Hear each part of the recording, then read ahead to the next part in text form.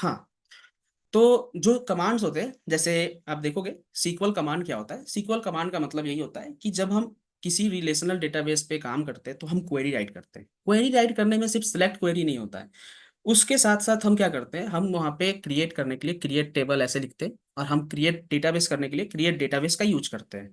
या फिर कुछ अल्टर करना है तो अल्टर यूज करते हैं, अपडेट यूज करते हैं, कोई चीज़ इंसर्ट करना हुआ सो हम इंसर्ट भी यूज करते हैं।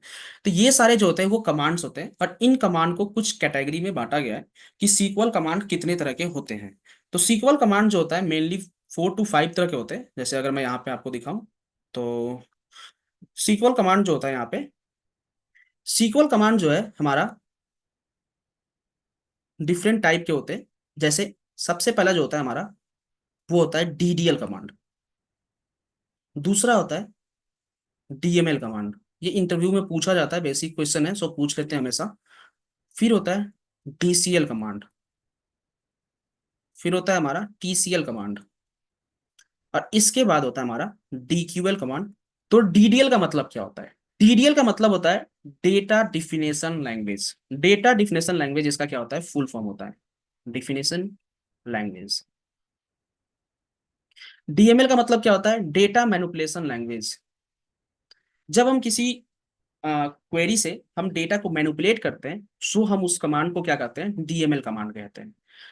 डीसीएल का मतलब क्या होता है, डेटा कंट्रोल लैंग्वेज। अगर हमारे पास कोई डेटाबेस है, हम उसमें टेबल्स है, हम उसको कंट्रोल करना चाहते हैं। कंट्रोल करने का मीन्स हम, अगर मैं एग्जांपल दिया था अभी कि कोई न्यूज वाई नहीं है, अगर वो ड्रॉप क्वेरी चला देगा तो हमारा क्या होगा, डेटा डिलीट हो जाएगा। तो डेटा कंट्रोल करने के लिए हमें किसे परमिशन देना है, किससे परमिशन लेना है, ये जो टास्क होता है ये डीसीएल कमांड के हेल्प से होता है, जो कि डेटा कंट्रोल लैंग्वेज होता है, जिसमें कीवर्ड्स होते हैं। जैसे कुछ कीवर्ड्स होते हैं जो कि मैं हर एक कमांड्स का कीवर्ड बताऊंगा कि ये कीवर्ड में ये कमांड हम यूज करते हैं, क्योंकि इंटरव्यू में ये क्वेश्चंस पूछा जाता है कि व्हाट इज सीक्वल कमांड और टाइप्स ऑफ सीक्वल कमांड। और उसमें पूछ लेते हैं कि डीडीएल में कौन कौन से कमांड आते हैं, डीएमएल में कौन कौन से कमांड आते हैं। सो मैं हर एक कमांड का, जो भी हमारे कमांड्स है उसमें कौन कौन से कीवर्ड होते हैं, मतलब कौन कौन से जैसे क्रिएट यूज होता है, इंसर्ट यूज होता है, कौन से यूज होते हैं, ये सारे हम उसमें देखेंगे। टीसीएल का मतलब क्या होता है, transaction control language. Transaction control language का मतलब, जब हम कोई भी ट्रांजैक्शन करते हैं, ट्रांजैक्शन करने का मतलब सेलेक्ट क्वेरी यूज करना एक तरह से। अगर हम सेलेक्ट क्वेरी यूज कर रहे हैं या फिर हम अपडेट और डिलीट यूज कर रहे हैं, वो ट्रांजैक्शन है। ट्रांजैक्शन को कंट्रोल करने का हम क्या करते हैं, हम टीसीएल कमांड का यूज करते हैं। कभी कभी क्या होता है कि हम सर्वर पे डिलीट कमांड यूज कर देते हैं, और मान लेते हैं कि हम डिलीट कमांड यूज किए और वेयर क्लोज लगाना भूल गए। अगर आपको नहीं पता तो वेयर क्लोज लगाने से सिंगल रो डिलीट होता है, अगर वेयर क्लोज लगाए नहीं पूरा टेबल का डेटा डिलीट हो जाएगा। तो बाई मिस्टेक हमसे कोई मिस्टेक हो जाता है, तो उसको उसको कंट्रोल करने के लिए हम लोग क्या करते हैं, ट्रांजैक्शन कंट्रोल लैंग्वेज का यूज करते हैं। जैसे कि हम उसमें ट्रांजैक्शन बिगिन करते हैं, अगर गलती हो गया तो रोल बैक करते हैं, सही हो गया तो कमिट करते हैं कि मेरा ट्रांजैक्शन कमिटेड है। जैसे आप देखे होंगे, एक एग्जांपल के तौर पे देखिए कि एक एटीएम होता है, आप एटीएम में पैसे निकालने जाते हो। कभी कभी क्या होता है, सर्वर इशू के कारण आपके पैसे कट जाते हैं अकाउंट से, लेकिन पैसे एटीएम से नहीं आते हैं। तो क्या आपके अकाउंट से पैसे कट गए तो वहां पे डिडक्ट तो हो जाते हैं, कुछ समय के लिए दिखाता है कि अकाउंट से पैसे डिडक्ट हो गए।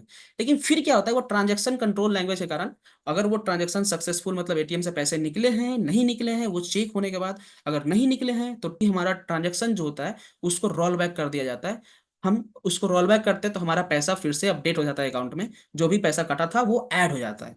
तो वो हमारा इस तरह से काम करता है। एक एग्जांपल के लिए मैं समझा रहा हूँ कि इस तरह से डेटाबेस में भी काम करता है। अगर हमारा पैसे निकल गए और ट्रांजैक्शन में पैसे कट गए, अगर पैसे निकल चुके हैं सो हमारा वहां पे क्या होता है, कमिट हो जाता है। अब आपका अकाउंट बैलेंस अपडेट हो गया है, वो उतना फिक्स हो गया है कि इतना ही अभी ट्रांजैक्शन के बाद हमारा मनी हमारे अकाउंट पे बचा है।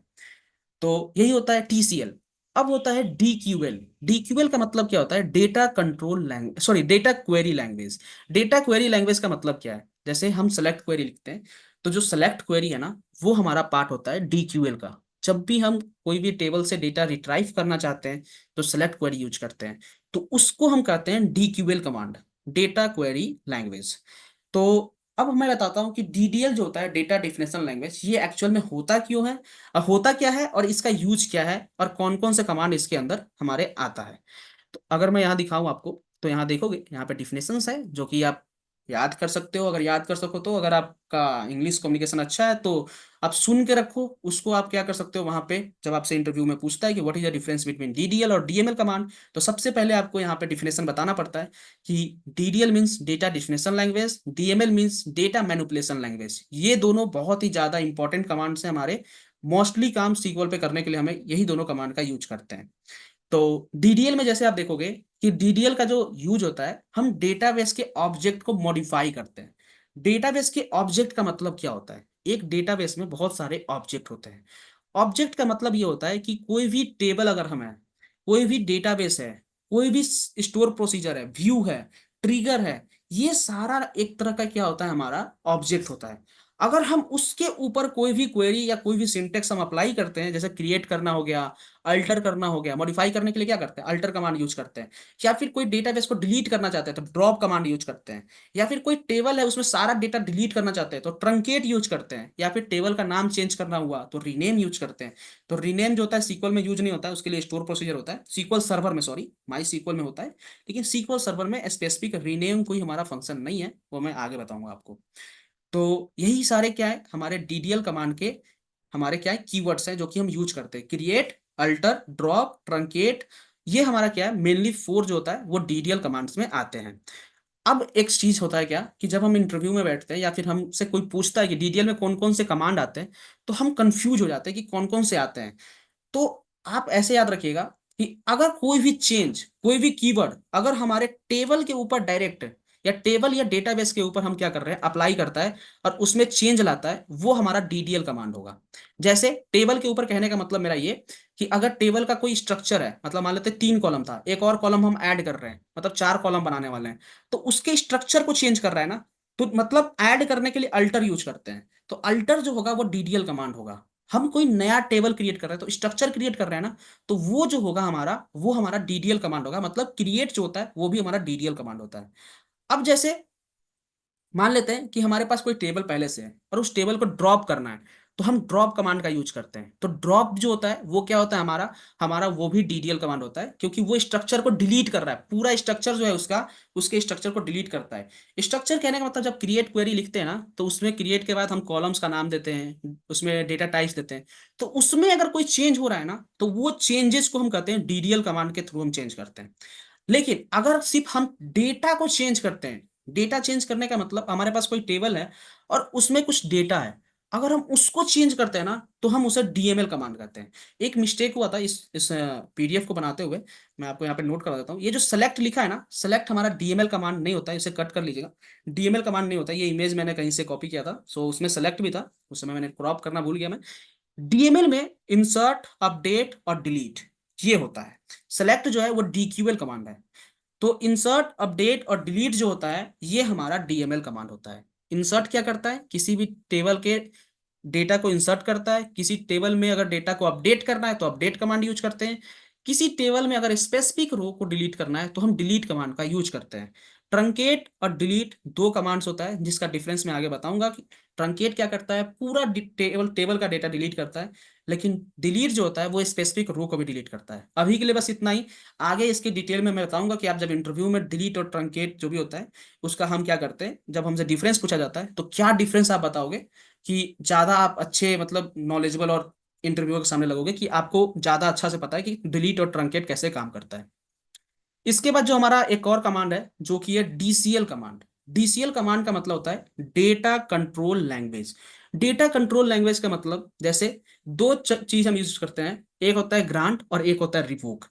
अब ग्रांट और रिवोक जो है ना, हम यहाँ पे परफॉर्म करके नहीं दिखा पाएंगे क्योंकि मेरे पास कोई सर्वर नहीं है। एक सर्वर एक हम होना मतलब कि, मतलब सर्वर कहने का मतलब एक सर्वर पे बहुत सारे लोग हमारे क्या होते हैं, अगर जुड़े होते हैं, तो एक डीबीए जो जॉब रोल होता है वो क्या करते हैं, हमें परमिशन देते हैं, परमिशन वापस लेते हैं। तो ग्रांट एंड रिवोक क्या करता है, हमारा किसी डेटाबेस ऑब्जेक्ट पे परमिशन ग्रांट करना या रिवोक करना मतलब वापस लेना। तो ये काम हम क्या करते हैं, डीसीएल कमांड से यूज करते हैं। बस आपको याद रखना है कि डीसीएल में दो तरह के हमारे क्या होते हैं, कीवर्ड होते हैं, एक होता है ग्रांट और दूसरा होता है रिवोक। इसमें एक दो और होते हैं बहुत सारे, लेकिन वो हमारे काम का नहीं है। मतलब वो सारे क्या है कि वो डीबीए जो जॉब रोल होता है उनमें काम होता है। वो लोग ज्यादा डीप में इसके बारे में पढ़ते हैं, डीसीएल के बारे में ज्यादा अच्छे से नॉलेज रखते हैं, क्योंकि उनका काम ही वही है। अब एक जो हमारा होता है वो होता है डीक्यूएल। डीक्यूएल का मतलब होता है data query language. Data query language का मतलब जब हम किसी डेटाबेस पे क्वेरी राइट करते हैं, मतलब सेलेक्ट क्वेरी लिखते हैं, तो उसको हम लोग बोलते हैं डेटा क्वेरी लैंग्वेज। एक इस नोट्स में एक चीज और मिसिंग है, जो कि है TCL command, transaction control language. Transaction control language होता क्या है?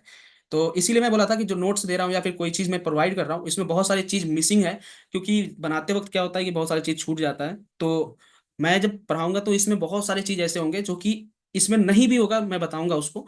जैसे टीसीएल है। टीसीएल का मतलब होता है ट्रांजेक्शन कंट्रोल लैंग्वेज। अब ट्रांजेक्शन कंट्रोल लैंग्वेज काम कैसे करता है, अगर मैं इसको बताऊं आपको, तो जैसे मान लेते हैं कि अभी एग्जांपल के लिए मैंने बताया, एटीएम का एग्जांपल दिया आप लोगों को।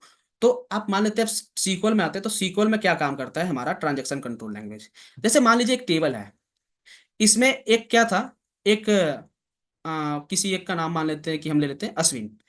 अश्विन का डेटा हमें क्या करना है, डिलीट करना है। तो हम क्या लिखते हैं सेलेक्ट क्वेरी में, हम लिखते हैं ना डिलीट फ्रॉम टेबल नेम, जैसे नेम इक्वल टू अश्विन। अगर ये लिखते हैं तो इससे क्या होगा, हमारा सिंगल रो क्या होगा, ये सिंगल रो क्या हो जाएगा, डिलीट हो जाएगा। लेकिन बाय मिस्टेक आप क्या कर रहे थे, आप क्वेरी लिख रहे थे, और आपने ये वेयर क्लॉज लगाना क्या हो गया, वेयर क्लॉज में जो नेम इक्वल टू अश्विन जो लिखा है यहाँ पे वेयर था, वेयर इक्वल टू जो where name equal to Ashwin था, ये लिखना भूल गए, और आप क्वेरी रन कर दिए। तो क्वेरी जब रन कर दिए, या फिर हो सकता है कि अश्विन की जगह पे किसी और का नाम डिलीट करना था, अश्विनी का डिलीट करना था ऐसे, तो आप कंफ्यूजन में अश्विन और अश्विनी में क्या किया, अश्विन का डिलीट कर दिया। तो ये क्या होता है, हमारा परमानेंट डिलीट हो जाएगा अगर आप ट्रांजेक्शन कंट्रोल लैंग्वेज का यूज नहीं कर रहे हैं। ट्रांजेक्शन कंट्रोल लैंग्वेज में क्या होता है कि हम ट्रांजेक्शन को बिगिन करते हैं, हम बिगिन ट्रांजेक्शन का यूज करते हैं सीक्वल में। बिगिन ट्रांजेक्शन से क्या होता है कि हम जब भी कोई क्वेरी इसके अंदर बिगिन करने के बाद यूज करते हैं, तो उसको हम क्या करते हैं, एक समय के लिए उस डेटाबेस को होल्ड पे डालते हैं कि हम उसमें चेंज कर रहे हैं।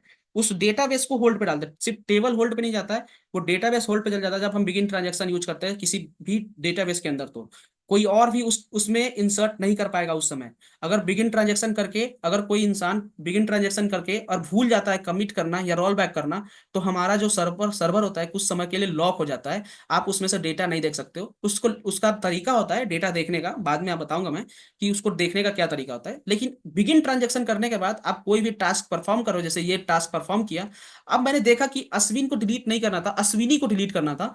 तो हम क्या करते हैं, अब तो मेरे पास अगर बिगिन ट्रांजेक्शन नहीं है तो परमानेंट डिलीट हो जाएगा, लेकिन आपके पास अगर बिगिन ट्रांजेक्शन है तो आपके पास दो कमांड होता है।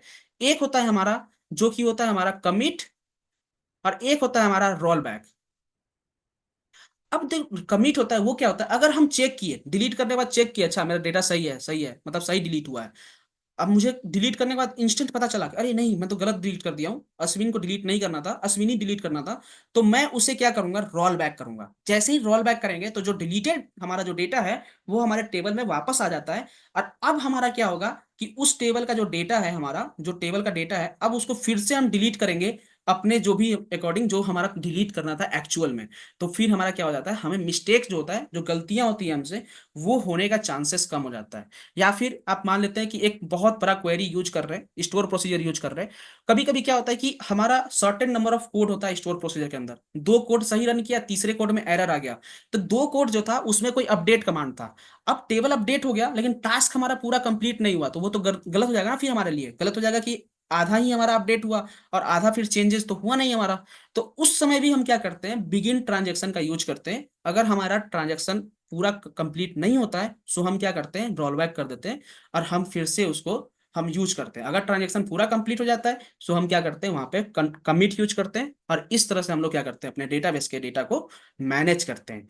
तो ये था हमारा डीसीएल और हमारा टीसीएल कमांड का यूज। हम इस तरह के कमांड को बहुत सारे यूज करते हैं अपने रियल टाइम प्रोजेक्ट में, जब हम किसी सर्वर पे काम करेंगे। अदरवाइज पता चला कि मिस्टेक से किसी सर्वर या किसी डेटाबेस को आप उड़ा दोगे, तो आपके जॉब जो होते हैं खतरे में आ सकता है। क्योंकि बहुत सारे देखा गया है कि न्यूज वानी से ऐसा मिस्टेक होता है। क्योंकि बैकअप क्रिएट करना बहुत ही डिफिकल्ट टास्क है, क्योंकि हमारा जो डेटा होता है 1 GB 2 GB का डेटा नहीं होता है। जब बैकअप कोई क्रिएट करेगा तो 1 TB और ऐसे डेटा को बैकअप क्रिएट करने में समय जाता है, तो उतने समय के लिए हो सकता है कि प्रोडक्शन का जो काम है वो होल्ड पे जा सकता है। तो